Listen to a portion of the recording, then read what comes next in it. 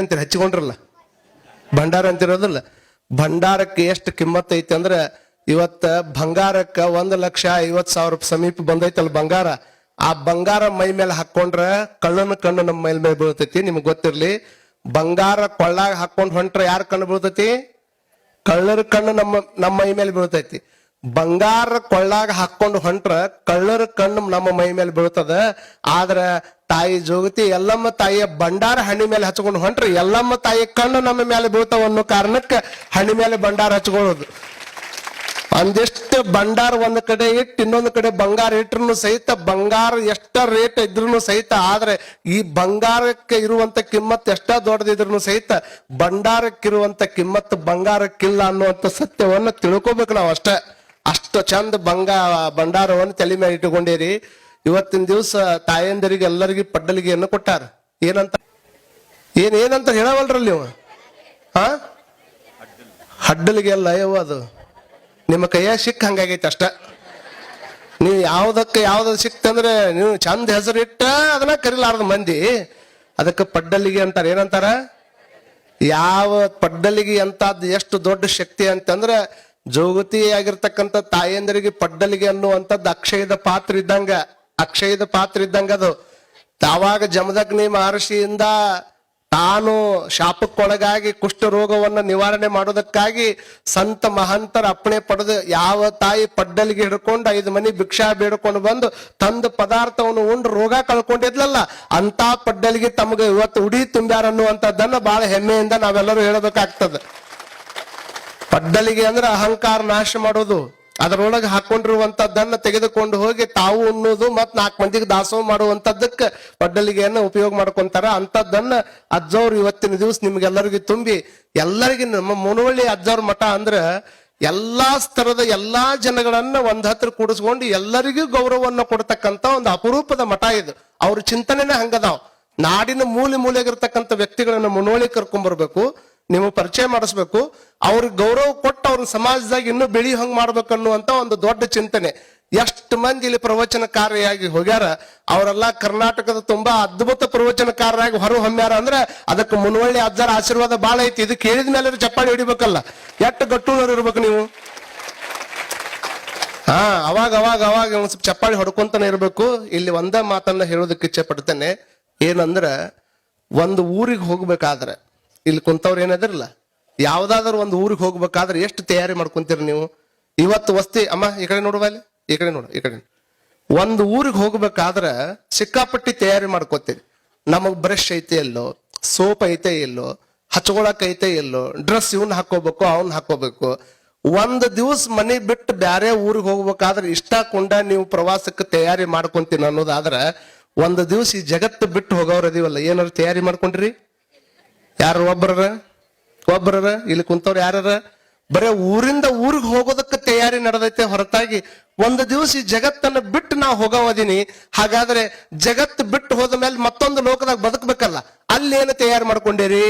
ಈ ಊರಿಗೆ ನೋಡ್ಬೇಕು, ಹಂಗ ಮನೆ ಬಿಟ್ಟು ಇನ್ನು ಹಾಂಗ ಬಸ್ ಸ್ಟ್ಯಾಂಡ್ ಮುಟ್ಟಿರ್ತಾನ, ಫೋನ್ ಬಂತ ಆರಾಮದಿ ಇಲ್ಲ ಅಂತ. ಇನ್ನು ಹೋಗೇನ 10 ನಿಮಿಷ ಆಗೈತಿ. 10 ನಿಮಿಷದಾಗ ಏನ್ ಹಾಕಿದ್ದಿ ತಂತಿ ಮನ್ಯಾಗ? ಕೆಲವು ಮಂದಿ ನೋಡ್ಬೇಕು, ಹಂಗ ಹೋದ 10 ನಿಮಿಷಕ್ಕೊಮ್ಮೆ ಫೋನ್ ಹಚ್ಚೋದು, ಆರಾಮದೀನಿ ಹೋದ್ರ ಇನ್ನು ಹೊಂಟಿನಿ, ಈಗ ಬಸ್ ಹತ್ತಾಕತ್ತೇನಿ, ಹೋಗ್ ಬಸ್ ಹತ್ನಿ ಕುಂತಿನ ಕೆಲಸ ಏನೈತಿ? ಹೊಳ್ಳ ಬಳ ಪರಿಚಯ ಇರೋರ ಇವ್ರ ಮನಿ ಮಂದಿ, ಬೇರೆದ್ರ ಪರಿಚಯನೇ ಇಲ್ಲಿ ಅವಂಗ. ಹೊಳ್ಳ ಬಳ ಫೋನ್ ಹಚ್ಚೋದು, ಹಿಂಗಾತ್ ಊಟ ಮಾಡಿರಿಲ್, ಅದನ್ನ ಮಾಡಿರಿಲ್. ಯಾಕ ನಿಮ್ ಮನಿ ಬಿಟ್ಟು ಹೋದ ಗುಟ್ಲೆ ಯಾರು ಉಪಾಸ ಕೂತಾರ ಮನ್ಯಾಗ? ಇಲ್ಲ, ಹೋಗಿ ಮುಟ್ಟಿ ಆ ಊರು ಬರುತ್ತನೂ ಹೊಳ್ಳ ಬಳ ಫೋನ್ ಹಚ್ಚಿ ವಿಚಾರ ಮಾಡ್ತಿ ಅನ್ನೋದಾದ್ರ, ಈ ಮನೆ ಬಿಟ್ಟು ಹೋಗಿದ್ದಕ್ಕೆ ಕಷ್ಟ ಕೊಂಡ ವಿಚಾರ ಮಾಡ್ತಿ ಅನ್ನೋದಾದ್ರ, ನಾವು ಮೊದಲು ಎಲ್ಲಿಂದ ಬಂದೀವಿ? ಮೊದಲು ಒಂದು ಮನೆಯಿಂದ ಬಂದೀವಲ್ಲ. ಪರಮಾತ್ಮ, ಈ ಆತ್ಮ ಎಲ್ಲಿಂದ ಬಂದದ ಅಂದ್ರೆ ಪರಮಾತ್ಮನ ಮನೆಯಿಂದ ಬಂದದ. ಆ ಪರಮಾತ್ಮನ ಮನೆ ಬಿಟ್ಟು ಈ ಆತ್ಮ ತಗೊಂಡು ಭೂಮಿಗೆ ಬಂದಿ ಅಂದ್ರೆ ಒಮ್ಮೆರ ಪರಮಾತ್ಮಗ್ ಫೋನ್ ಹಚ್ಚಿರ ಇಲ್ಲಿ ಕೂತ್ಕೊಂಡು, ಈ ಮನಿ 30 ಸಲ ಹಚ್ತಿಯಲ್ಲಪ್ಪ, ಮತ್ ಅವಂಗ ಹಚ್ಬೇಕು. ಅಜ್ಜರ ಅವ್ನ ನಂಬರ್ ಗೊತ್ತಿದ್ರೆ ಹಚ್ತಿದ್ರಿ ಅಂತ ನೀವ್ ಅಂತಿರ್. ಕರೆ ಅವಂದು ಒಂದ್ ನಂಬರ್ ಐತಿ. ಯಾವ್ದು ಅಂದ್ರೆ ಓಂ ನಮ ಶಿವಾಯ ಅನ್ನುವಂತ ಮಹಾಮಂತ್ರ ಏನೈತಲ್ಲ, ಇದು ಪರಮಾತ್ಮನ ಫೋನ್ ನಂಬರ್ ಅಂತ ತಿಳ್ಕೊಬೇಕು ನೀವು. ಇಲ್ಲಿ ಅವ್ರು ಎತ್ತಿದ್ರ ನೀವು ಮಾತಾಡ್ತೀರಿ, ಒಮ್ಮೆ ಅವ ಎತ್ತಿದ ಅಂದ್ರೆ ನೀವು ಇಲ್ಲಿಂದ ಜಗ ಬಿಟ್ಟಿರ್ತೀರಿ ಇಷ್ಟ. ಒಮ್ಮೆ ಅವ ಎತ್ತಿದ ಅಂದ್ರೆ ನಿಮ್ ಫೋನ್ ಕರೆ ವಿಚಾರ ಮಾಡಿ ಎತ್ತಿದ ಅಂದ್ರೆ ಮುಗ್ದೈತೆ ಅಂತ ನಿಮ್ ಸಂತೆ ಅಷ್ಟ. ಆದ್ರ ಅವ ಎತ್ತಿದ ಅಂತಂದ್ರ ಜಗತ್ತಿನ ತುಂಬಾ ಫೋನ್ ಹಚ್ತಾರ. ಕಾರಣ ಇಷ್ಟ, ಈ ಆತ್ಮ ಅಲ್ಲಿಂದ ಬೇರ್ಪಟ್ಟು ಇಲ್ಲಿ ಬಂದೈತೆ ಅಂದ್ರೆ ಯಾವಾಗ್ಲೂ ಪರಮಾತ್ಮನ ಕೂಡ ಕನೆಕ್ಟ್ ಆಗಿರ್ಬೇಕಿದು. ಈಗ ನಿಮ್ಗೆ ಸಣ್ಣ ಒಂದು ಉದಾಹರಣೆ ಹೇಳಿ ಮುಗಿಸ್ತೀನಿ. ಒಂದು ಮೊಬೈಲ್ ಫೋನ್ ಅದಾವ, ಎಲ್ಲರ ಕೈಗೂ ಮೊಬೈಲ್ ಫೋನ್ ಅದಾವ. ಮೊಬೈಲ್ ನೊಳಗೆ ಬಹಳಷ್ಟು ಆವಿಷ್ಕಾರವನ್ನು ಇವತ್ತಿನ ದಿನಮಾನದಾಗ ಮಾಡ್ಯಾರ. ಆದ್ರೆ ತಲೆಗಿಟ್ಕೊಳ್ರಿ, ಎಷ್ಟೇ ದೊಡ್ಡ ಆವಿಷ್ಕಾರವನ್ನು ಮೊಬೈಲ್ನಾಗ ಮಾಡ್ಯಾರ ಅಂದ್ರೂ ಸಹಿತ ಮೊಬೈಲ್ ನೊಳಗೆ 270 ಮೆಗಾ ಪಿಕ್ಸೆಲ್ ದಾಟಿ ಕ್ಯಾಮ್ರಾ ಕಂಡು ಹಿಡಿದಿಲ್ಲ. ಇನ್ನು 270 ಮೆಗಾ ಪಿಕ್ಸೆಲ್ ದಾಟಿ ಕ್ಯಾಮ್ರಾ ಕಂಡು ಹಿಡಿದಿಲ್ಲ. ಇದ್ರ ವಿಚಾರ ಮಾಡ್ಕೊಳ್ರಿ, ಇಷ್ಟು ಮೆಗಾ ಪಿಕ್ಸೆಲ್ ಕ್ಯಾಮ್ರಾವನ್ನ ಮೊಬೈಲ್ನಾಗ ಇಷ್ಟು ಟೆಕ್ನಾಲಜಿ ಬಳಸಿದ್ರು ಕಂಡು ಹಿಡಿಯಕ್ ಆಗಿಲ್ಲ. ಆದ್ರೆ ಕಣ್ಣಿನೊಳಗೆ ಎಷ್ಟು ಮೆಗಾ ಪಿಕ್ಸೆಲ್ ಇಟ್ಟನ್ ಭಗವಂತ ಅಂದ್ರೆ 570 ಮೆಗಾ ಪಿಕ್ಸೆಲ್ ಕಣ್ಣಿನೊಳಗೆ ಫಿಕ್ಸ್ ಮಾಡಿ ಕಳಿಸನಲ್ಲ.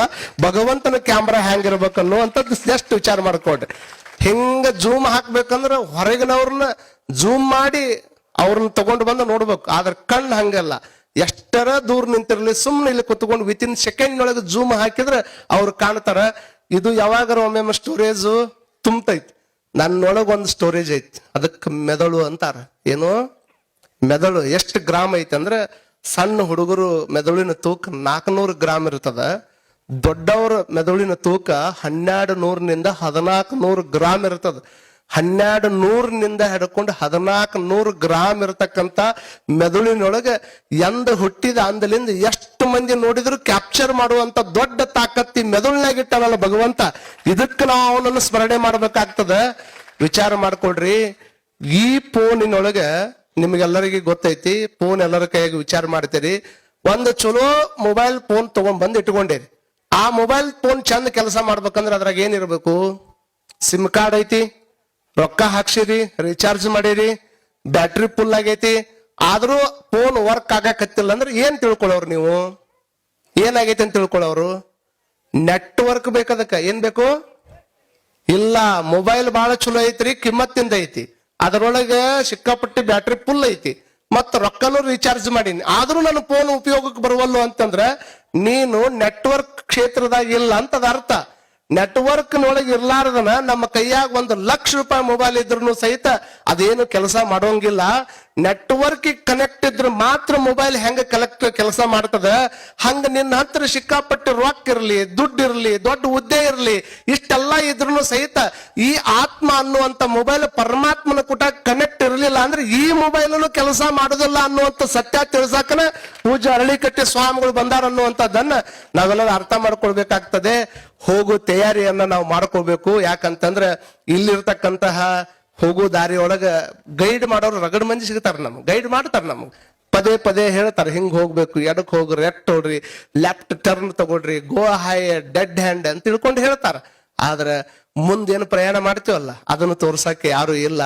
ಹಾಗಾಗಿ ಕೊನೆಯದಾಗಿ ಇಷ್ಟೇ ತಿಳ್ಕೊಳ್ಬೇಕು, ಒಬ್ಬ ಜೋಗತಿ ಮಂಜಮ್ಮ ಅನ್ನುವಂತ ಒಬ್ಬ ತೃತೀಯ ಲಿಂಗಿಯಾಗಿರ್ತಕ್ಕಂಥ ಒಬ್ಬ ಸಮಾಜದ ವ್ಯಕ್ತಿ ಇವತ್ತಿನ ದಿವಸ ಪದ್ಮಶ್ರೀ ಪ್ರಶಸ್ತಿಯನ್ನು ತೆಗೆದುಕೊಂಡು ಇವತ್ತಿನ ದಿವಸ ಮುರುಘಾಶ್ರೀ ಪ್ರಶಸ್ತಿ ತೆಗೆದುಕೊಂತಾರ ಅಂದ್ರೆ ಅವ್ರ ಹಿಂದೆ ಅಡ್ಡಾಡಿ ಬಂದಿರುವಂತ ಸ್ಟ್ರಗಲ್ ಏನೈತಲ್ಲ ಅದನ್ನ ನಾವು ನೋಡ್ಬೇಕಾಗೈತಿ.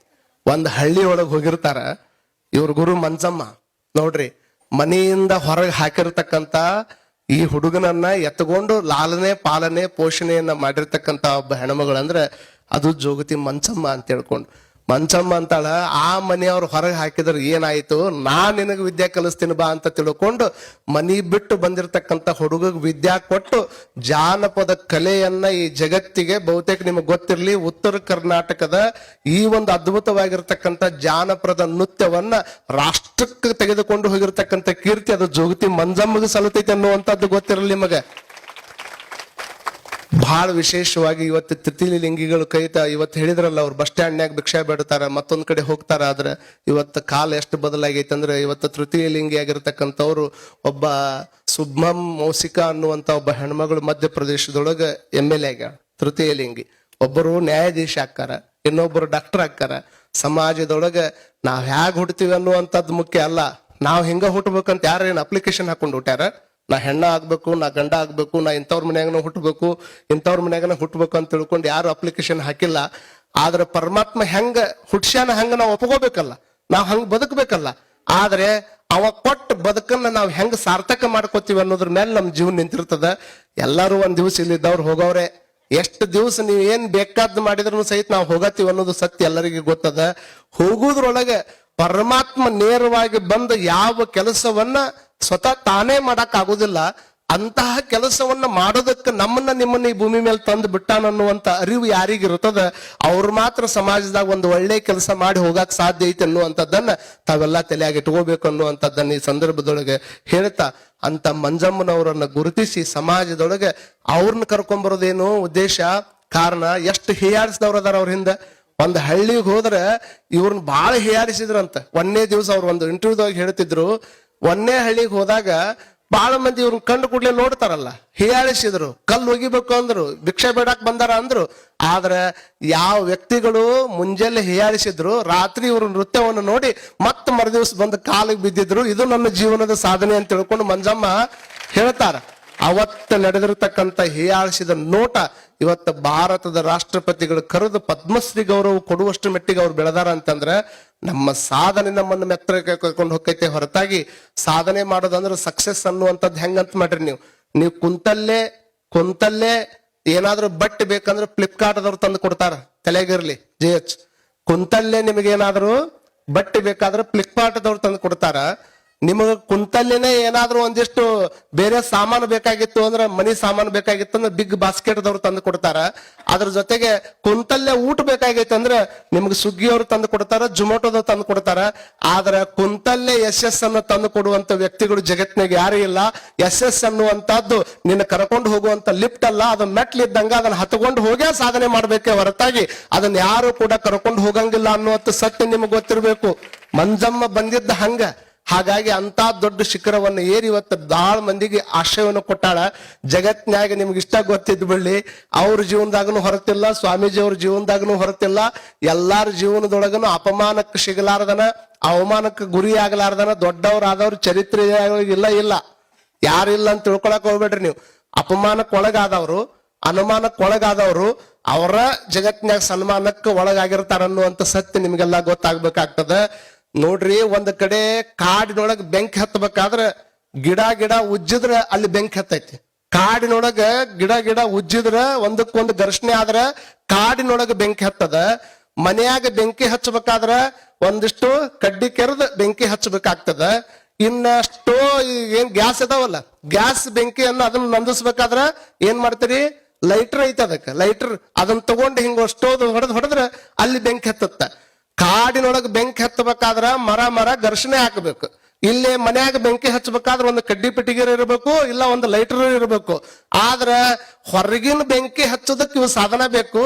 ಇನ್ನು ನಿಮ್ಗೆ ಆಗಲಾರದವ್ರು ಹೊಟ್ಟಾಗಿ ಬೆಂಕಿ ಹತ್ತಬೇಕಂದ್ರೆ ನೀವ್ ಏನು ಮಾಡೋದ್ ಬೇಕಾಗಿಲ್ಲ. ಅವ್ರಕ್ಕಿಂತ ಚಲೋ ಕೆಲಸ ಮಾಡಿ 4 ಮಂದಿ ಕಡೆ ಅಂತ ಸೈ ಅನ್ಸ್ಕೊಂಡು ಎಷ್ಟು ಚಂದ ಬದುಕ್ ಮಾಡಾಕತ್ತಾನಂತ ತಿಳ್ಕೊಂಡ್ಬಿಟ್ರೆ ಆಟೋಮೆಟಿಕ್ ಬೆಂಕಿ ಹತ್ತಿ ಬಿಡ್ತದ ನೋಡ್ರಿ ಅವ್ರ ಹೊಟ್ಟಾಗಿ. ಮತ್ ಇದಕ್ಕೂ ಚಪ್ಪಾಳಿ ಹೊಡಿತಿರೋದು ನೀವು ಗಟ್ಟೋಳವ್ರ. ಅದಕ್ಕೆ ಹಂಗ ಮಾಡುವಂತ ಪ್ರಯತ್ನ ಮಾಡುವಂಗಿಲ್ಲ. ಕಾರಣ ಇಷ್ಟೇ, ನಾದ್ಯವಾದಷ್ಟು ಆನಂದವಾದ ಬದುಕನ್ನು ಬದುಕಬೇಕು. ಮತ್ತೊಮ್ಮೆ ಪರಮ ಪೂಜ್ಯರ ಶ್ರೀಪಾದಕ್ಕೆ, ಯಾಕಂದ್ರೆ ಬೆಟಗೇರಿ ಅಜ್ಜವ್ರ ಯವ್ವ ಮುಗಿಸ್ರ ಯವ್ವ ಸಾಕು, ಇಷ್ಟ ತಿಳ್ಕೊಂಡು ಬದುಕುವಂತಹದ್ದು. ಜಗತ್ತಿನೊಳಗೆ ಬಹಳ ದೊಡ್ಡ ಜನ ಬದುಕಿ ಹೋಗ್ಯಾರ, ಅವ್ರಂಗ ನಾವು ಒಂದ್ ಸ್ವಲ್ಪ ಏನಾರ ಮಾಡ್ಬೇಕಲ್ಲ. ಮುದುಕ್ ಬಂದ್ಬಿಟ್ಟವಲ್ಲ. ಜಸ್ಟ್ ಈಗಿನ ರೇಷೋ ಪ್ರಕಾರ 75 ವರ್ಷ ಅಷ್ಟೇ ರೀ ಸರ್ ನಾವು ಬದುಕೋದು. 75 ವರ್ಷ ಆದ್ಮೇಲೆ ಬದುಕಕ್ ಆಗೋದಿಲ್ಲ ನಮ್ಗೆ. ಮೊದಲು ಹೇಳ್ತಿದ್ರು 100, 120 ಅಂತ, ಈಗ 75ಕ್ಕೆ ಬಂದ್ ನಿಂತೈತಿ. ಅದ್ರಾಗ ಹೋಗಿದ್ವ ಬಹಳ ಅದಾವ, ಇನ್ನು ಉಳಿದಿದ್ವಿ ಎಷ್ಟು ಅದಾವ ವಿಚಾರ ಮಾಡ್ಕೊಡ್ರಿ. ದಿವ್ಸಕ್ಕೆ ಒಂದ್ ವರ್ಷಕ್ಕೆ 385 ದಿವಸ.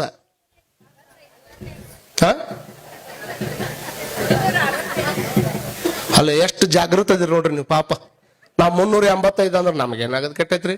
ಮತ್ತೆ ಇತ್ತಿತ್ತಾಗ ಏನಾರ ಸರ್ಕಾರದವ್ರು ಹೆಚ್ಚು ಗಿಚ್ಚು ಮಾಡಿಗಿಡ್ಯಾರ ಅಂದಿಗಿಂದಿರಿ. ಮತ್ತೆ ನೀವು 385 ಅಂದ್ರೆ ಹೂನ ಅನ್ನೋದು. ಯಾಕಂದ್ರೆ ಸರ್ಕಾರದವ್ರು ಎಲ್ಲಾ ಫ್ರೀ ಕೊಟ್ಟಂಗ ಬಹುತೇಕ ಆಯುಷ್ಯನ ಒಂದಿಷ್ಟು ಫ್ರೀ ಕೊಟ್ಟಾರ ಅಂತ ತಿಳ್ಕೊಂಡ್ರೆ ಹೆಂಗ್ ಮಾಡೋದ ಯವ್ವ. ಈ ಫ್ರೀ ಆದ್ಮೇಲೆ ನಿಮ್ ಸುದ್ದಿ ಹೇಳಕ್ ಕೊಲ್ಲ ಅಂದ್ರೆ ಎಲ್ಲಾ ಧರ್ಮಸ್ಥರ ವೀರೇಂದ್ರ ಹೆಗಡೆ ಅವ್ರ ಕೈ ಮುಗಿದು ಹೇಳಕತ್ತಾರ, ಸಾಕಿನ್ ಬರಾಕ್ ಹೋಗ್ಬಿಡ್ರಿ ನಮ್ ಕಡೆ ಅಂತೇಳಿ. ಅಷ್ಟ್ರ ಮೆಟ್ಟಿಗೆ ನನಗ್ ಹೆಮ್ಮೆ ಅನ್ಸದೇನು, ನಿಮಗೂ ಫ್ರೀ ಬಿಟ್ಟಾವು, ಧರ್ಮಸ್ಥಳ ಮಠ ಮಂದಿರ ತುಂಬಿ ತುಳ್ಕಾಕತ್ತಾವ. ಮತ್ತೆ ಹಿಂದೆ ನಿಂತ ಅಣ್ಣಗಳಿಗೆ ಫ್ರೀ ಬಿಟ್ಟಿದ್ರೆ ಬರೇ ಗೋವಾನ ಆ ಕಡೆನ ಹೋಗಿದ್ರ ಅವ್ರ ಮಠ ಗಿಟ ನೋಡಂತಡಿ ಆಮೇಲೆ ಅಂತೇಳಿ. ಆದ್ರೆ ನಿಮಗ್ ಕೊಟ್ಟ ಪುಣ್ಯ ಮಾಡ್ಯಾರ. ಎಷ್ಟೋ ಮಂದಿಗೆ ಅನುಕೂಲ ಆಗೈತಿ. ಫ್ರೀ ಅನ್ನುವಂಥದ್ದು ಏನೈತಲ್ಲ, ಎಷ್ಟೋ ಮಂದಿ ತಾಯಿಯಂದರಿಗೆ ಮುಂದೆ ಹೋಗಿ ಸಂಜೆ ಮುಂದೆ ದುಡ್ಕೊಂಡ್ ಬರೋರಿಗೆ ಕಾಯಿಪಲ್ಯ ಮಾರ್ಕೊಂಬರೋ ಎಷ್ಟು ಮಂದಿಗೆ ಅನುಕೂಲ ಆಗ್ಯದ. ಇಷ್ಟ ತಿಳ್ಕೊಬೇಕು. ಸಮಾಜದಾಗ ನನಗೂ ಒಂದು ಅವಕಾಶ ಕೊಟ್ಟಾನ ಭಗವಂತ. ತಮಿಳುನಾಡಿನೊಳಗ ಪಾಲನ್ ಸುಂದರಂ ಅಂತ ಒಬ್ಬ ವ್ಯಕ್ತಿಗಳದಾರ. ಅವ್ರ ಹೆಸರೇನು ಪಾಲನ್ ಸುಂದರಂ ಅಂತ ಹೇಳ್ಕೊಂಡು. ವೈಕುಂಠದೊಳಗ ಒಂದು ಕಾಲೇಜಿನ ಗ್ರಂಥ ಪಾಲಕರವರು.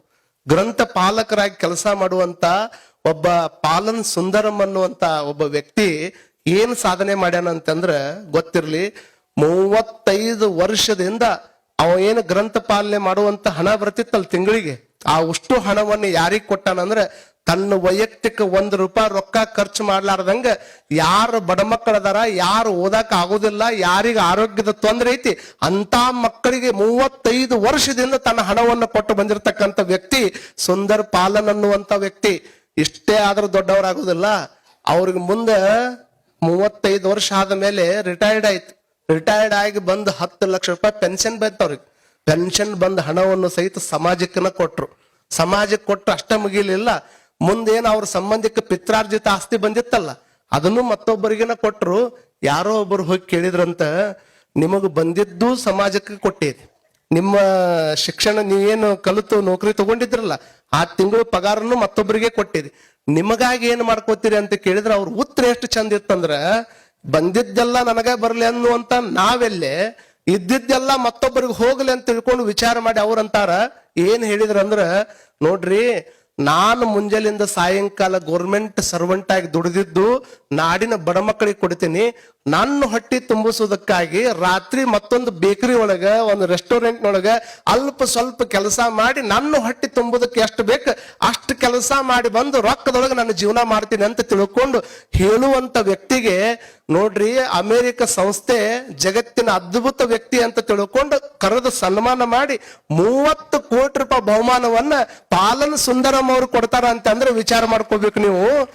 30 ಕೋಟಿ ಬಂದ ಮೇಲೆ ಇಷ್ಟು ದಿವಸ ಮಾಡಿದ್ದೆ 30 ಕೋಟಿ ಬಂತು, ಇನ್ ಯಾವ್ದಾರ ದೇಶದಾಗ ನಾವು ಒಂದು ಮನಿ ತಗೋಬೇಕಂತ ವಿಚಾರ ಮಾಡ್ಲಿಲ್ಲ, ನನ್ನ ಜೀವನ ಅಂದ್ರನೇ ಕೊಡೋದಂತ ತಿಳ್ಕೊಂಡು ಆ 30 ಕೋಟಿನೂ ಸಹಿತ ಅವರು ಸಮಾಜಕ್ಕನ ಕೊಟ್ರು. ಅವತ್ತು 30 ಕೋಟಿ ಕೊಡುವಂತ ಟೈಮ್ದೊಳಗೆ ರಜನಿಕಾಂತ್ ಮಗ್ಗಲ್ಲ ಕುಂತಿದ್ರು.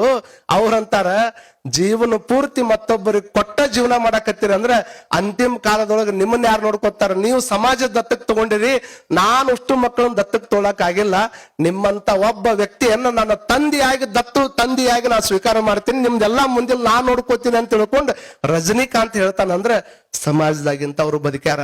ನಿಮ್ಮ ಮಕ್ಕಳಿಗೆ ಬಟ್ಟಿ ಕೊಡ್ರಿ, ಮತ್ತೊಂದು ಕೊಡ್ರಿ, ಎಲ್ಲಾ ಕೊಡ್ರಿ, ಅದು ಸಮಾಜದ ಮಕ್ಕಳಿಗೆ ಒಂದಿಷ್ಟು ಕೊಡುವಂತ ಪ್ರಯತ್ನವನ್ನು ಮಾಡಿದ್ರೆ ಜೀವನ ಬಹಳ ಚಂದ ಆಕೈತಿ ಅನ್ನುವಂತ ಮಾತನ್ನ ಹೇಳಿ ಮುನವಳ್ಳಿ ಅಜ್ಜಾರ ಪ್ರೇಮ ನಮ್ಮನ್ನೆಲ್ಲಾ ತಗೊಂಡು ಹೋಗಿ ಒಂದ್ ಮಠಕ್ಕೆ ಮಾಡಿ ಇವತ್ತು ಒಂದು ಜಗದಾಗ ಕುಂದರಿಸಿ ಆ ಮಠದ ಉದ್ಧಾರ ಆಗೈತಿ, ಆ ಮಠದ ಜೀರ್ಣೋದ್ಧಾರ ಆಗೈತಿ ಅಂದ್ರೆ ಅದಕ್ಕೆ ದೊಡ್ಡ ಶಕ್ತಿ ನಮ್ಮ ಗುರುಗಳಾಗಿರ್ತಕ್ಕಂಥ ಮುರುಗೇಂದ್ರ ಅಜ್ಜವ್ರು ಅನ್ನುವಂಥದ್ದನ್ನ ಈ ಸಂದರ್ಭದೊಳಗೆ ಹೇಳ್ತಾ ಅವ್ರ ಕೈಗುಣ ಎಷ್ಟು ಚಲೋ ಐತಿ ಅಂದ್ರ ಯಾವ ಮಠಕ್ಕದ್ರ ಸ್ವಾಮಿನೇನು ಮಾಡ್ಲಿ, ಇವತ್ತು ಯಾವ ಮಠಕ್ಕೆ ಮಾಡ್ಬೇಕಂದ್ರೂ ಕಾಂಟ್ರವರ್ಸಿ ಬಾಳ ಅದಾವ, ಸಮಸ್ಯೆ ಸಮಾಜದೊಳಗೆ 108 ದಿವಸಕ್ಕೆ ಹೇಳ್ಕೊಂತ ಹೊಂಟಾವ.